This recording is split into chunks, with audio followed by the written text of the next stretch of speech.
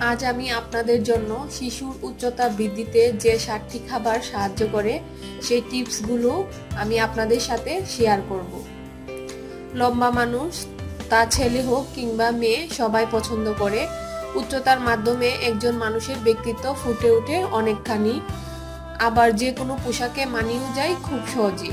উচ্চতা অনেকখানি নির্ভর করে জিনের উপর, তাই সন্তানের উচ্চতা নিয়ে বাবা মায়ের চিন্তার সীমা থাকে না।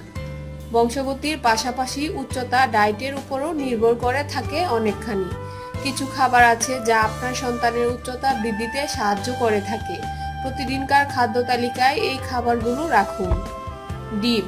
প্রোটিন গুরুত্বপূর্ণ ভূমিকা পালন করে আপনার সন্তানকে লম্বা করতে। প্রতিদিন একটি ডিম খাদ্য তালিকায় রাখুন।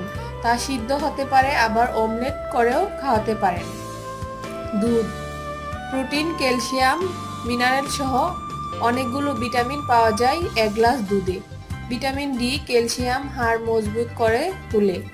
আপনার শিশুটি যদি 2 বছরের নিচে হয় তবে ফুল ক্রিম দুধ খাওয়াবেন।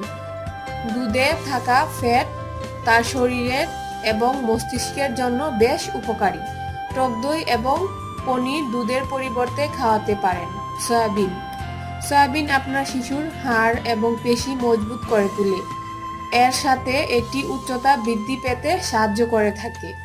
সয়াবিন সবজির মতো করে রান্না করে আপনার শিশুকে খাওয়াতে পারেন। মুরগির মাংস। মুরগির মাংস প্রায় সব শিশুর অনেক পছন্দ। খাবারের তালিকায় এই খাবারটি রাখুন।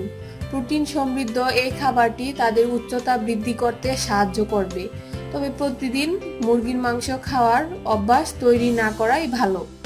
পালং শাক। পালং শাককে সুপার সবজি বলা হয়ে থাকে। এটি আপনার শিশুর হাড় মজবুত করার পাশাপাশি আয়রন এবং ক্যালসিয়ামের চাহিদা পূরণ করে থাকে। আয়রন এবং ক্যালসিয়াম শিশুকে লম্বা করতে সাহায্য করে থাকে। গাজর। ভিটামিন এ সমৃদ্ধ এই সবজিটি প্রোটিন সমন্বয় করতে সাহায্য করে। গাজর রান্না করে খাওয়ার চেয়ে কাঁচা খাওয়া বেশ উপকারী। কাঁচা গাজর সালাদ অথবা রস করে আপনার শিশুকে খাওয়াতে পারেন। ফল। ফলের স্বাস্থ্য উপকারিতা সম্পর্কে সবাই জ্ঞাত।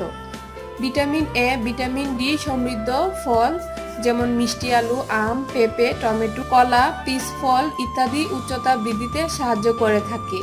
এই ফলগুলো নিয়মিত আপনার শিশুর খাদ্য তালিকায় রাখুন।